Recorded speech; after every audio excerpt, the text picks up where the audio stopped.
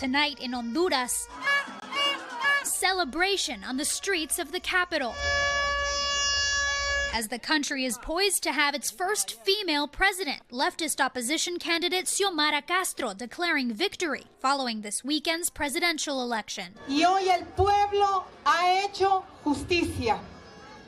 Revertimos el autoritarismo. This morning, a preliminary count with 51% of votes tallied had Castro leading by a wide margin with 53% of the votes. The incumbent party's candidate, Nasri Asfura, trailing behind with 33%. The country's National Electoral Council has not called the election yet. Castro's win would end the 12-year rule of the conservative National Party. The last 8 years held by current President Juan Orlando Hernandez, a tumultuous and much criticized presidency that many associate with worsening violence, corruption, and unemployment. Most recently in 2019, he was implicated in a drug trafficking case in a U.S. federal court. His brother sentenced to life in U.S. prison on drug charges and related weapons charges. Hernandez has denied the allegations against him and has not been charged. This vote, yes, it was for Xiomara Castro, but it was also against Juan Orlando Hernandez. Suyapa Portillo has been following the election closely as a professor, but also as someone with close family ties to the country. This election is incredibly significant because it demonstrates the will of the people.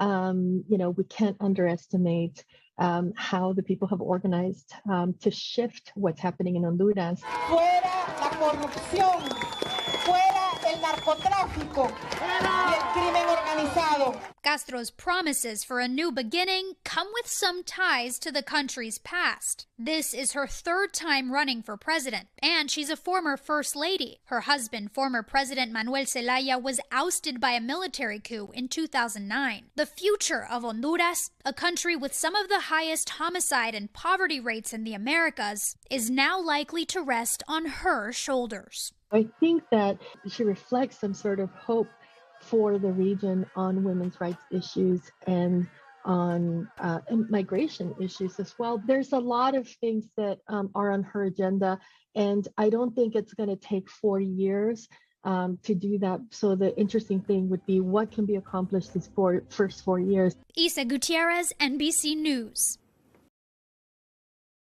Thanks for watching our YouTube channel. Follow today's top stories and breaking news by downloading the NBC News app.